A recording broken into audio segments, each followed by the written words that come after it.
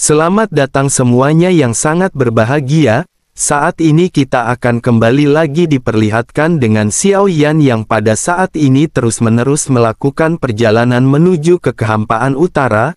Lalu Xiao Yan semakin dekat dengan kehampaan utara dan pada saat ini mata Xiao Yan menjadi semakin rumit. Meskipun Xiao Yan telah kembali dan memusnahkan beberapa prajurit Taiksu, ini hanyalah sejumlah kecil dari para prajurit Taiksu yang ada. Sekarang Xiao Yan juga masih belum tahu apa yang sesungguhnya terjadi di dunia Senshi, sehingga dengan begitu maka Xiao Yan hanya bisa mengikuti pengaturan Yang Mulia Ratu dan pergi ke kehampaan utara. Di bawah formasi transfer yang telah ditinggalkan oleh Yang Mulia Ratu, Xiao Yan juga mengunjungi satu demi satu bintang yang ada. Semua makhluk hidup di bintang-bintang tersebut pada saat ini benar-benar telah dimusnahkan. Lalu melihat bintang-bintang yang hancur ini membuat Xiao Yan pada saat ini merasa tercekik. Xiao Yan hanya bisa menggertakkan giginya hingga pada akhirnya Xiao Yan benar-benar telah memasuki kehampaan utara. Jadi kehampaan utara adalah lautan kehampaan yang paling misterius di Senshi dan tidak hanya dunia bawah yang berada di dalamnya, tetapi ada juga banyak makhluk dan ras misterius yang hidup di lautan kehampaan. Ini juga merupakan alasan mengapa para prajurit Taiksu tidak berani pergi ke tempat ini terlebih dahulu. Selain itu sesungguhnya kehampaan ini berbeda dengan kehampaan lainnya dan tidak gelap gulita. Namun pada saat ini ada kabut yang tersebar hingga jarak pandang di sini sangat terbatas. Hal ini tidak terjadi ketika Xiao Yan datang pertama kali ke kehampaan utara, dan jelas sekali terlihat bahwa sepertinya kehampaan utara pada saat ini telah meluncurkan teknik pertahanan. Lalu Bahtera Xiao Yan pada akhirnya perlahan-lahan berjalan di lautan kehampaan. Ketika mereka berada di sini tidak ada peta bintang dan karena dunia bawah bergerak sepanjang waktu mereka bahkan pada saat ini tidak mengetahui lokasi spesifik tempat mereka berada. Xiao Yan tidak tahu apa yang diatur oleh Yang Mulia Ratu dan Xiao Yan hanya bisa berjalan tanpa tujuan. Namun bersamaan dengan hal tersebut seseorang dengan kekuatan spiritual yang kuat segera mulai berbicara kepada Xiao Yan. Sosoknya berkata sepertinya ada sebuah bendera datang dari arah depan mereka. Dengan begitu sebaiknya mereka pada saat ini berhati-hati. Xiao Yan pun membuka matanya dan segera menatap ke arah Bahtera yang perlahan mendekat. Ada sisi kejutan di wajah Xiao Yan dan Xiao Yan pada saat ini tanpa sadar sedikit tersenyum. Kekuatan spiritual Xiao Yan juga seketika menyebar dan perasaan akrab pada saat ini menghampiri Xiao Yan. Xiao Yan tidak bisa menahan diri untuk tidak berkata bahwa tim Fearless masih ada. Sosok-sosok di sekitar Xiao Yan memandang ke arah Xiao Yan yang memiliki ekspresi kegembiraan yang langka di matanya. Xiao Yan pada saat ini memandang ke arah Bahtera dengan bendera yang tergantung tinggi di atasnya. Xiao Yan melihat ada kata-kata yang tertulis bahwa Tuan Xiao Yan tidak terkalahkan di dunia. Melihat kata-kata ini Xiao Yan langsung menebak bahwa dari Xiao Zhan seharusnya tidak ada orang lain di tim Fearless yang akan bisa melakukan hal seperti ini. Sementara itu di Bahtera Fearless pada saat ini terlihat beberapa sosok sedang berbincang-bincang.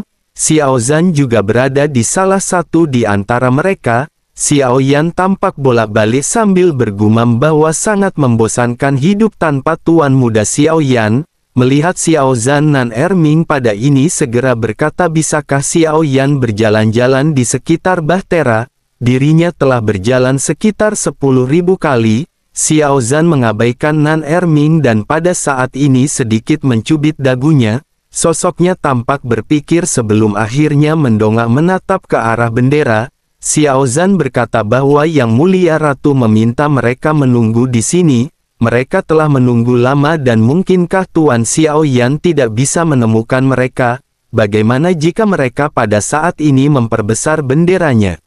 Mendengar hal tersebut Nan Erming segera berkata sebaiknya Xiao Zhan jangan khawatir. Tuan muda Xiao Yan pasti akan melihat bendera ini. Bersamaan dengan hal tersebut tiba-tiba suara ledakan seketika terjadi dan getaran hebat menimpa kepala Xiao Zhan. Xiao Zhan sedikit terhuyung sebelum akhirnya menoleh menatap ke arah Feng Feng. Xiao Zhan bertanya mengapa Feng Feng memukul kepala belakang Xiao Zhan. Feng Feng segera menjelaskan bahwa Xiao Zhan yang mulai terlebih dahulu dengan menginjak Feng Feng. Xiao Zhan pun menundukkan kepalanya dan melihat jejak kakinya di seluruh jubah Feng Feng. Sementara itu di sisi lain di sudut bahtera terlihat sesosok tubuh cantik yang duduk bersila menatap ke arah kerumunan. Sosoknya pada saat ini sedikit tersenyum dan bersamaan dengan hal tersebut Xiao Zhan dan yang lainnya menyadari ada sesuatu yang aneh. Sosok-sosok ini seketika menoleh ke arah si wanita dan bergumam apakah mereka mencium aromanya. Masakan lezat apa yang pada saat ini dimasak oleh tuan rumah? Sosok-sosok ini pada akhirnya berdiri dan bersiap untuk memasuki geladak dan bersama dengan hal tersebut sebuah suara samar terdengar ketika bertanya mengapa mereka tidak menunggu seseorang ketika makan malam sudah siap. Semua sosok tiba-tiba membeku mendengar suara yang begitu familiar. Semua sosok seketika menoleh sementara hidung Xiao Zhan pada saat ini tampak memerah. Xiao Zhan menangis dengan keras dan berteriak ketika memanggil Tuan Xiao Yan. Xiao Yan pada saat ini tampak masih mengenakan jubah hitam seperti sebelumnya ketika Xiao Yan pergi. Xiao Yan tersenyum ke arah mereka dan Xiao Yan berkata bahwa mereka benar-benar sudah lama sekali tidak bertemu. Dibandingkan dengan King Muer dan Zhen Ni yang berada di sana, Xiao Zhan merupakan orang yang pertama yang pergi menerkam Xiao Yan. Xiao Zhan tampak dipenuhi dengan ingus dan air mata dan tampak benar-benar begitu sedih. Melihat hal ini Xiao Yan pun seketika ngeles ke samping Xiao Zhan pada akhirnya seketika jatuh di geladak dengan keras membuat tangisannya seketika berhenti. Xiao Zhan hanya bisa menjerit kesakitan akibat terjatuh sebelum akhirnya menatap ke arah Xiao Yan. Xiao Yan pada saat ini hanya tersenyum dan bersamaan dengan hal tersebut King Muer pada saat ini tampak memiliki mata yang memerah dan dirinya tidak bisa menahan tangisannya. Setiap kali mereka berpisah mereka tidak tahu berapa tahun yang dibutuhkan untuk mereka bisa kembali bertemu. King Muer pun seketika berteriak akhirnya pembohong kecil kembali. Apakah dirinya tidak merindukan King Muer sama sekali? King Muer pada akhirnya segera berlari dan memeluk sosok Xiao Yan. Xiao Yan pada saat ini tersenyum dan matanya seketika tertuju pada Zhen Ni di kejauhan. Xiao Yan pun segera bertanya apa yang dilakukan oleh Zhen Ni dengan berdiri di situ. Xiao Yan pada saat ini kembali teringat momen-momen ketika mereka berada di benua Doudi dan periode waktu ini membawa kenangan terbaik bagi Xiao Yan. Zhen Ni pada saat ini menyeka mata di sudut matanya hingga pada akhirnya perlahan berjalan ke depan. Sosoknya pada akhirnya membenamkan kepalanya di dada Xiao Yan dan Xiao Yan terlihat memeluk kedua istrinya. Xiao Yan pun tersenyum dan menghela nafas karena ini merupakan suatu berkah yang didapatkan oleh Xiao Yan. Sementara itu di sisi lain Feng Feng pada saat ini segera berkata akhirnya mereka semua telah kembali bersama. Biarkan dirinya menyiapkan anggur dan makanan enak dan mereka harus mabuk sebelum beristirahat. Mendengar hal tersebut ekspresi Xiao Yan pada saat ini tiba-tiba menjadi serius. Meskipun reuni ini terasa menyenangkan tetapi sekarang hati Xiao Yan sangat dipenuhi dengan kekhawatiran. Xiao Yan masih belum tahu apa-apa tentang apa yang terjadi pada Sensi. Xiao Yan juga benar-benar belum mengetahui situasi pertempuran yang dialami Sensi melawan Taixu. Xiao Yan pada akhirnya berkata sebaiknya mereka pada saat ini menunggu sejenak. Xiao Yan ingin tahu apakah Yang Mulia Ratu meminta mereka semua menunggu di sini. Mendengar hal tersebut Nan Erming sedikit mengangguk dan segera berkata bahwa dirinya mendengar ini semua adalah perintah dari Yang Mulia Ratu. Xiao Yan pun mengerutkan kening dan kembali bertanya apakah mereka hanya mendengar instruksi ini, apakah mereka belum pernah melihat Yang Mulia secara langsung. Nan Erming lanjut menjelaskan bahwa sebelum sesuatu terjadi di alam dewa kuno mereka pada akhirnya dikirim ke dunia bawah. Hati Xiao Yan seketika menegang dan Xiao Yan saat ini tampaknya tidak hanya tidak mendapatkan berita mengenai keseluruhan, Tampaknya yang Xiao Yan dengar dari Suqian Taiyi di alam dewa kekacauan merupakan suatu kebenaran. Xiao Yan pada akhirnya segera bertanya apakah sesuatu terjadi di alam dewa kuno. Nan Erming sedikit terkejut ketika dirinya pada saat ini memandang ke arah yang tampaknya tidak tahu apa-apa. Semua orang juga pada saat ini mengerutkan kening dan memiliki pemikiran yang sama dengan Nan Erming. Mereka pada saat ini berpikir seharusnya Xiao Yan mengetahui segalanya lebih baik jika dibandingkan dengan mereka. Melihat ekspresi semua orang meskipun Xiao Yan sudah lama tidak bersama-sama, Xiao Yan masih bisa mengetahui apa yang dipikirkan oleh Nan Erming dan yang lainnya. Xiao Yan pun segera menjelaskan bahwa ceritanya sangat panjang. Xiao Yan telah meninggalkan Sensi untuk sementara, oleh karena itu Xiao Yan tidak tahu apa yang terjadi. Semua orang pada akhirnya mengangguk sementara Nan Erming pada akhirnya segera menjelaskan kepada Xiao Yan. Nan Erming berkata bahwa dirinya sesungguhnya tidak tahu mengenai situasi keseluruhan. Dirinya hanya akan menjelaskan apa yang dirinya tahu kepada Tuan Muda Xiao Yan. Berdasarkan informasi yang ada ternyata telah terjadi invasi di alam dewa kuno dan ini direncanakan oleh Taiksu. Konon katanya keberadaan Yang Mulia Ratu tidak diketahui. Karena hal ini, Xiao Yan pada akhirnya kembali mengerutkan kening dan tanpa sadar mengepalkan tangannya sebelum akhirnya bertanya bagaimana dengan Kailin dan yang lainnya. Nan Erming kembali menjelaskan bahwa anggota keluarga Tuan Muda Xiao Yan baik-baik saja, sekarang mereka semua telah dipindah ke dunia bawah. Nan Erming juga telah mendengar tentang kecelakaan di dunia kuno dan mungkin Yang Mulia Ratu telah mengantisipasi bencana ini. Mendengar hal ini barulah Xiao Yan pada akhirnya merasa sedikit lega, tetapi kabar seperti ini masih membuat Xiao Yan sedikit khawatir.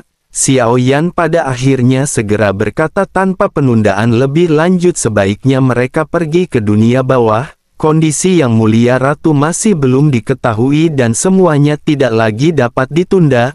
Melihat Xiao Yan yang cemas pada akhirnya Xiao Zhan segera maju dan berkata bahwa tempat ini tidak jauh dari dunia bawah. Jika begitu permasalahannya maka mereka bisa segera berangkat. Xiao Yan pun menghela nafas dan Xiao Yan pada saat ini benar-benar tidak berdaya karena situasi kesenangan mereka sebelumnya pada saat ini berubah menjadi suasana yang menyedihkan. Xiao Yan pun segera menjauh dan menatap ke arah kehampaan ketika berdiri di depan geladak. Xiao Yan berkata bahwa sekarang dunia mereka sedang diserang dan situasinya tidak optimis. Semua orang pada saat ini menghela nafas mendengar apa yang baru saja dikatakan oleh Xiao Yan. Sementara itu Xiao Yan lanjut menjelaskan apakah mereka masih ingat kehampaan Laut Barat tempat benua Doudi berada. Saat ini semua kehidupan di sana telah dihancurkan.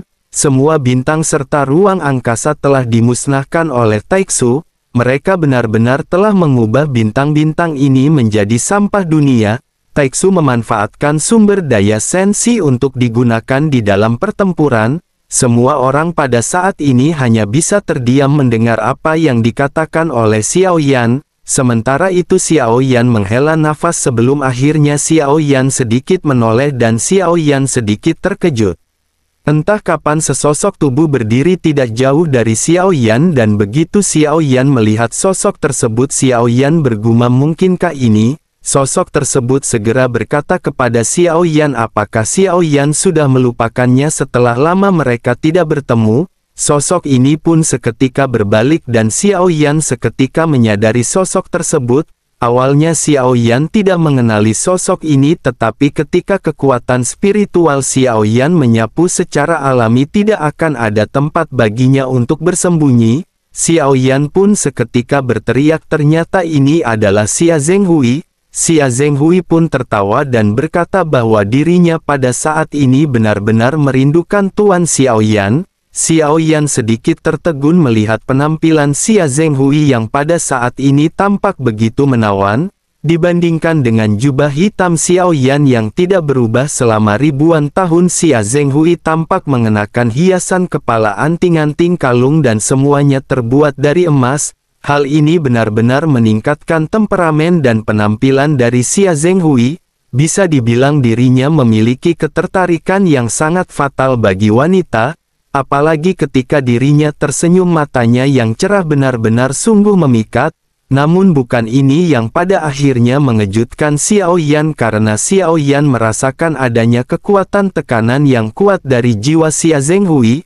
Xiao Yan pun segera bertanya, mungkinkah kekuatan spiritual Xia Zhenghui telah menembus keadaan suci? Xiao Zhenghui sedikit nyengir dan berkata bahwa dirinya beruntung, dirinya telah berlatih dengan Long Yi dan dirinya mendapatkan sumber jiwa peringkat ke-7 yang bernama Yu Hun.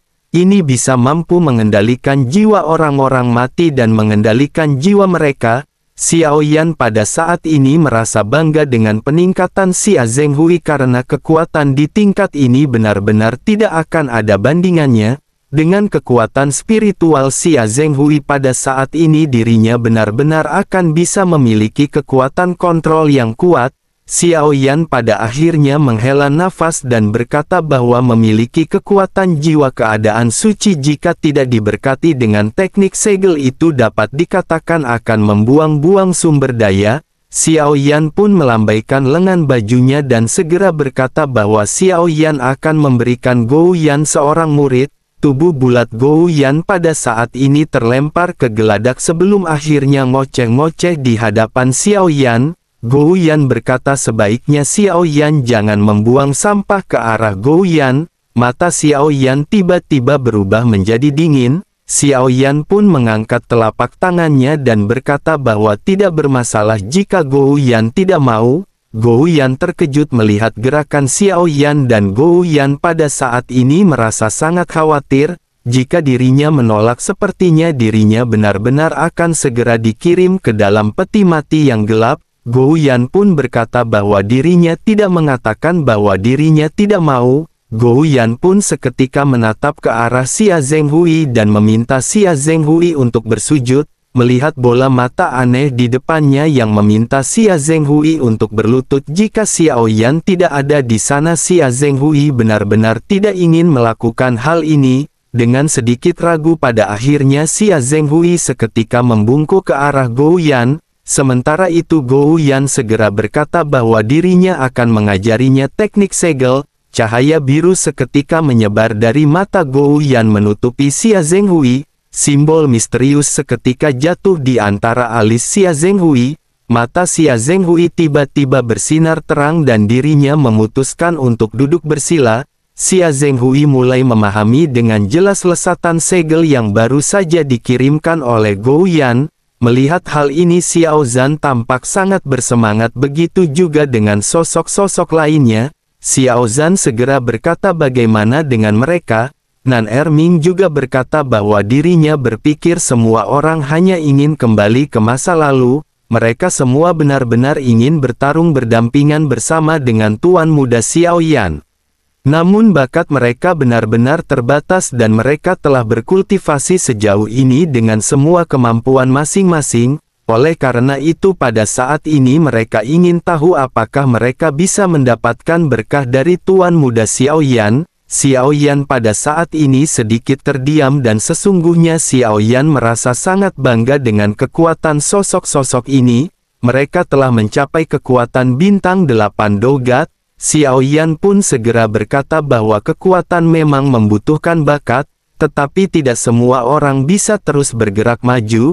Xiao Yan bisa memahami suasana hati mereka semua dan meskipun tidak bisa secara langsung membantu meningkatkan kekuatan mereka, Xiao Yan mungkin bisa membuat semua orang menggunakan kekuatan keabadian dewa. Xiao Yan pada akhirnya segera mengeluarkan Void God Armor yang telah Xiao Yan kumpulkan dari beberapa komandan Taiksu. Void God Armor ini berbeda daripada Void God Armor yang sebelumnya. Setelah mendapat sumber daya Senshi Taiksu terus-menerus mengembangkan Void God Armor, hal ini pada akhirnya meningkatkan kekuatan dan kemampuan Void God Armor di semua aspek. Mendengar apa yang dikatakan oleh Xiao Yan dan Xiao Zhan seketika menepuk liontin yang berada di dadanya dan berkata bahwa mereka semua telah memiliki armor. Selanjutnya cairan hitam dengan cepat menyebar membentuk armor pada tubuh Xiao Zhan. Namun penampilan dari armor ini berbeda daripada Void God Armor. Xiao Yan seketika dipenuhi dengan keterkejutan. Xiao Yan tentu mengenali bahwa apa yang mereka kenakan pada saat ini bukanlah Void God Armor. Sementara itu Xiao Zhan dengan bangga menjelaskan bahwa ini adalah penelitian Ding Yue sendiri dan dibuat khusus untuk mereka berdasarkan Void God Armor. Mendengar hal ini Xiao Yan pada akhirnya kembali memancarkan senyuman di wajahnya dan berkata bahwa Ding Yue telah membuat kemajuan pesat dalam teknologistik. Xiao Zhan pun mengangguk dan bergumam bahwa armor mereka ini sangat istimewa. Mereka semua dapat menggunakan kekuatan keabadian di dalam serangan mereka, meskipun mereka tidak dapat melawan orang-orang dari Taiksu dengan kekuatan yang lebih kuat. Setidaknya dalam menghadapi beberapa prajurit Taiksu mereka masih bisa melakukan perlawanan. Melihat armor di tubuh Xiao Zhan, Xiao Yan pada saat ini benar-benar memiliki ekspresi kebanggaan. Xiao Yan bisa merasakan bahwa semua orang tampaknya telah bekerja dengan sangat keras untuk membuat kemajuan. Xiao Yan pun mengangguk dan berkata sepertinya setiap orang memiliki kekuatan yang kuat, oleh karena itu tim Fearless akan kembali bersatu. Mendengar apa yang dikatakan oleh Xiao Yan ini tampaknya semua orang pada saat ini tidak terlalu senang. Mereka tahu betul bahwa meskipun mereka memiliki kekuatan untuk menggunakan kekuatan keabadian, mereka pada saat ini masih tidak akan bisa bertarung berdampingan dengan Xiao Yan seperti dahulu. Bersamaan dengan sosok-sosok ini yang berbincang-bincang, pada akhirnya bahtera tiba-tiba bergetar. Xiao Yan mendongak dan melihat tirai cahaya hijau di depan matanya. Xiao Zhan pada saat ini segera bergumam bahwa mereka telah tiba di dunia bawah. Xiao Zhan pun segera melangkah maju mengangkat tangannya dan berteriak ketika memperkenalkan dirinya dan meminta gerbang dibuka. Jenderal hantu yang muncul di leher cahaya pada akhirnya segera membuka tirai cahaya. Bahtera seketika memasuki tirai cahaya. Selanjutnya Xiao Zhan dengan penuh bangga segera berkata selamat datang kepada Tuan Muda Xiao Yan di dunia bawah. Xiao Yan tersenyum dan beberapa bahtera pada akhirnya benar-benar telah memasuki dunia bawah. Tempat ini diselimuti dengan lapisan kabut tebal. Hanya ketika bahtera terus melesat daratan terungkap dan sebuah kotak terletak di dalamnya. Tempat ini tidak suram seperti apa yang dibayangkan. Tempat ini lebih ke seperti kota biasa dan ini merupakan tempat manusia serta hantu hidup berdampingan. Tempat ini memiliki nama Feng Du yang dijuluki dengan kota hantu. Xiao Yan berdiri di geladak dan melihat ke sekeliling sementara Nan Erming mulai berbicara. Nan Erming berkata jika Tuan Xiao Yan ingin menemukan Yang Mulia Xiao Yueli maka mereka akan pergi ke istana Haedis. Xiao Yan tersenyum dan berkata bahwa itu tidak perlu karena dirinya telah berada di sini. Bersama dengan hal tersebut ada sosok tinggi di kejauhan menggerakkan kaki halusnya. Setiap kali dirinya mengambil langkah seluruh dunia bawah tampak gemetar dan semua sosok di Feng Du seketika terkejut. Mereka semua menunjukkan rasa hormat ketika Xiao Yueli muncul. Sebelum Xiao Yan sempat bereaksi, sosok Xiao Yueli pada akhirnya segera muncul dan langsung memeluk Xiao Yan. Xiao Yan pun segera tersenyum dan berkata bahwa Xiao Yueli telah tumbuh dewasa. Xiao Yan pun seketika sedikit mendorong mundur Xiao Yueli sambil memperhatikan wajahnya. Wajah Xiao Yueli tampak sudah dewasa dengan fitur wajah yang sangat cantik. Meskipun dirinya terlihat seperti Suner tetapi dirinya sedikit lebih dingin dan cantik daripada Suner. Tubuhnya juga tinggi dan ramping dan hampir setinggi Xiao Yan. Ketika dirinya menggerakkan kakinya yang panjang, dirinya sama-sama memancarkan kekuatan yang mendominasi. Setelah tidak melihat Xiao Yueli selama ratusan tahun, warna hijau di matanya juga hampir memudar. Namun perban yang membalut tubuhnya masih belum sepenuhnya terlepaskan. Sementara itu Xiao Yueli pada saat ini tiba-tiba merasa sedih dan berkata kepada Xiao Yan bahwa ibu angkatnya menghilang. Xiao Yan seketika merasa sangat bingung dan memandang ke arah Xiao Yueli dengan tatapan aneh. Tanpa sadar Xiao Yan bertanya apa yang dimaksud dengan ibu angkat. Semua orang yang berada di sekitar juga bingung dengan apa yang dikatakan oleh Xiao Yueli. Terlebih lagi dengan menjadi ibu angkat dari Xiao Yueli, tampaknya sosok ini bukanlah orang yang biasa. Melihat Xiao Yan yang pada saat ini tampak bingung, Xiao Yueli juga memiliki ekspresi bingung. Xiao Yueli pada akhirnya segera bertanya apakah ayah tidak mengetahuinya? Apakah ayah mengenali Yang Mulia Ratu? Yang Mulia Ratu mengatakan bahwa ayahlah yang meminta Xiao Yueli memanggilnya dengan sebutan ibu angkat. Xiao Yan pun seketika menepuk keningnya dan Xiao Yan berpikir sepertinya saat Xiao Yan pergi Yang Mulia Ratu benar-benar mengincar putrinya. Namun hal yang tidak disangka oleh Xiao Yan adalah Yang Mulia Ratu akan meminta Xiao Yueli untuk memanggilnya dengan sebutan ibu angkat. Xiao Yan hanya bisa menghela nafas dan Xiao Yan memutuskan untuk mensampingkan permasalahan ini. Xiao Yan tidak perlu terus mendiskusikan topik ini dengan Xiao Yueli. Xiao Yan pada akhirnya segera bertanya kepada Xiao Yueli apakah dirinya tahu di manakah Yang Mulia Ratu sekarang.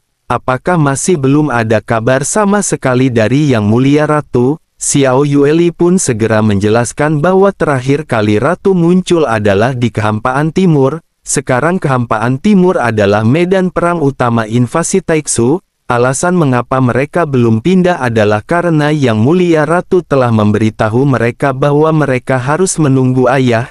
Xiao Yan pun kembali mengerutkan kening dan bertanya apakah Yang Mulia Ratu memiliki instruksi lain. Xiao Yueli menggelengkan kepalanya dan kembali menjelaskan bahwa Yang Mulia Ratu hanya menyuruh mereka untuk tidak bertindak gegabah dan menunggu sampai ayah kembali. Xiao Yan terdiam dan Xiao Yan benar-benar tidak tahu bagaimana situasi pertempuran saat ini. Karena Xiao Yan tidak mengetahuinya, sepertinya Xiao Yan hanya bisa pergi ke sana secara langsung. Sekarang Xiao Yan memiliki 50.000 keabadian dewa dan kekuatan tempur mereka tidak bisa dianggap remeh. Xiao Yan pun kembali menghela nafas sebelum akhirnya Xiao Yan teringat kepada Raja Tianzang dan bertanya di manakah Raja Tianzang. Xiao Yueli kembali menggelengkan kepalanya dan menjelaskan bahwa dirinya juga tidak tahu. Orang tua ini sudah lama pergi meninggalkan Xiao Yueli sendirian untuk menjaga dunia bawah. Bersamaan dengan hal tersebut suara angin bertiup dari kejauhan dan dua sosok pada saat ini seketika mendarat. Begitu Xiao Yan menoleh, Xiao Yan terkejut melihat sosok yang ternyata adalah Long Yi. Long Yi seketika berteriak dengan panggilan hangat memanggil Xiao Yan dengan panggilan ayah. Senyum bahagia juga melonjak di wajahnya ketika dirinya memeluk Xiao Yan. Xiao Yan juga pada saat ini tersenyum dan menepuk pundak dan di Long Yi. Sementara itu Long Yi segera berkata bahwa sekarang kekuatannya telah menjadi lebih kuat. Tubuh aslinya juga pada saat ini benar-benar telah bisa dibuka sepenuhnya. Xiao Yan pun kembali tersenyum dan berkata bahwa ini telah terlihat jelas dan Long Yi tampaknya benar-benar telah berlatih dengan keras. Bersamaan dengan hal tersebut terdengar suara gonggongan anjing dan Xiao Yan sedikit mengurutkan kening. Xiao Yan selanjutnya menatap tajam ke arah anjing kecil gemuk di bawah. Tatapan Xiao Yan ini membuatnya takut dan sosoknya seketika bersembunyi di balik Xiao Yueli. Tanpa diduga Xiao Yueli pada saat ini segera menendangnya. Bersamaan dengan hal tersebut seketika terdengar kembali suara angin bertiup dan sesosok tubuh seketika muncul di samping Xiao Yueli. Sosoknya tampak terlihat ramping dengan alis tajam dan mata berbintang. Sosok ini tampak terlihat heroik dan bertanya kepada Xiao Yueli apa yang dilakukan Xiao Yueli di sini. Segera matanya tertuju kepada Xiao Yan dan tiba-tiba dirinya memiliki kilatan di matanya karena kegembiraan. Sosoknya tanpa sadar bergumam, mungkinkah ini adalah sosok tersebut? Mungkinkah ini adalah Yang Mulia? Ekspresi si pria pada saat ini tampak dipenuhi dengan ketidakpercayaan dan dirinya dengan bersemangat segera memastikan identitas Xiao Yan. Dirinya mengeluarkan sebuah buku tebal dari cincin penyimpanan yang bertuliskan kisah Yang Mulia. sosoknya memandang ke arah potret Xiao Yan di buku sebelum akhirnya memastikannya dengan wajah Xiao Yan. Sosoknya pada akhirnya lanjut bergumam bahwa ini adalah kesempatan langka, sulit untuk bertemu dengan Yang Mulia dan bisakah Yang Mulia menandatangani bukunya. Xiao Yan menatap tanpa daya pada pria yang memegang buku di hadapannya. Tanpa diduga berita ini benar-benar telah menyebar ke dunia bawah. Xiao Yan pada akhirnya dengan segera menandatangani namanya di buku. Begitu si pria mengambil bukunya kembali, dirinya melihat nama Xiao Yan dan menggaruk kepalanya. Sosoknya tanpa sadar bergumam, bukankah Yang Mulia seharusnya dipanggil dengan Guzong Seng?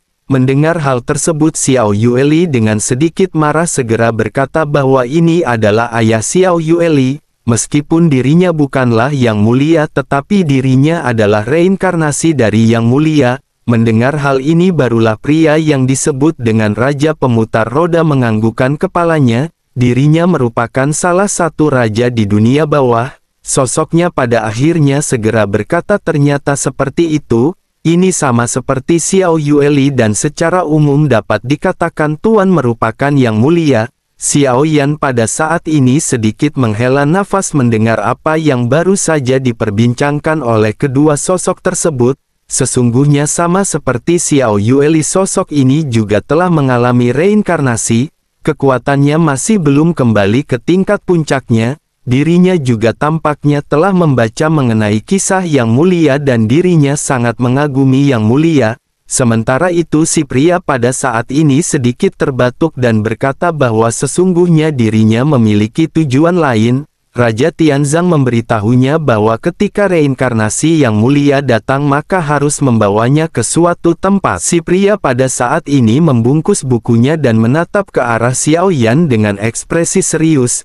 Raja Pemutar Roda pada akhir mengangkat tangannya dan menjelaskan sebaiknya mereka mengikutinya. Xiao Yueli bahkan pada saat ini bingung tetapi mereka hanya bisa mengikuti pergerakan dari Raja Pemutar Roda. Sebelum Xiao Yan mengikutinya, Xiao Yan pada saat ini segera memberikan instruksi kepada 50.000 pasukannya. Xiao Yan berkata bahwa mereka bisa berjalan-jalan di kota ini untuk saat ini tetapi mereka tidak boleh menimbulkan permasalahan sama sekali.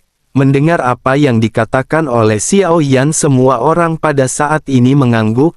Xiao Yan pada saat ini merasa bahwa orang-orang ini tidak bisa dikendalikan dan mereka bukanlah bawahan Xiao Yan.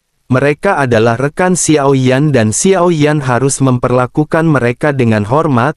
Pada akhirnya semua orang dari tim Fearless juga mengikuti Xiao Yan dan mereka sampai di sebuah tempat. Setelah memasuki dunia bawah, sebagian besar tempat ini tampak terlihat berwarna abu-abu dan gelap. Tidak ada tanaman yang tumbuh di tanah, yang terlihat adalah sosok yang tidak bergerak yang berdiri di atas tanah. Tidak tahu apakah sosok-sosok ini masih hidup atau mati. Setelah melangkah lebih jauh ke depan, warna abu-abu menghilang dan digantikan oleh warna merah cerah secara bertahap. Suara keras juga pada saat ini terdengar di sekitar. Semua orang melihat ada air terjun berdarah yang begitu besar. Di depan air terjun berdarah tersebut terdapat genangan darah yang penuh dengan sosok berlumuran darah.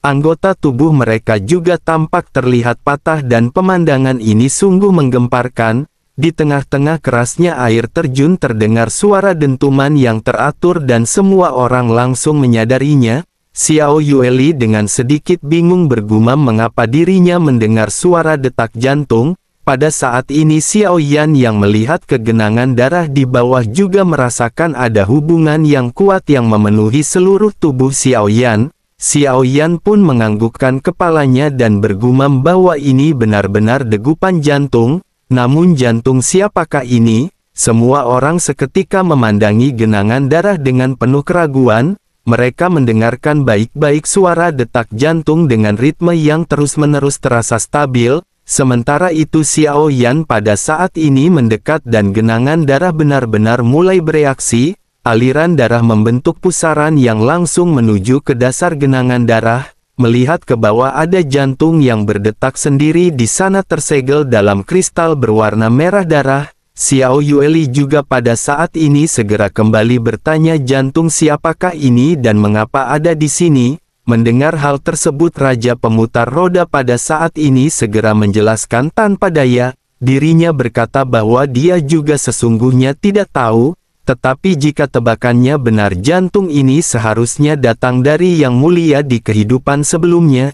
Jika tidak bagaimana mungkin Raja Tianzang memintanya untuk memimpin Yang Mulia ke sini. Mendengar hal tersebut mata Xiao Yan pada saat ini tampak berubah menjadi serius. Lalu ketika melihat ekspresi Xiao Yan semua orang pada saat ini mungkin mengerti apa yang sedang terjadi karena Bude Yanti telah marah besar.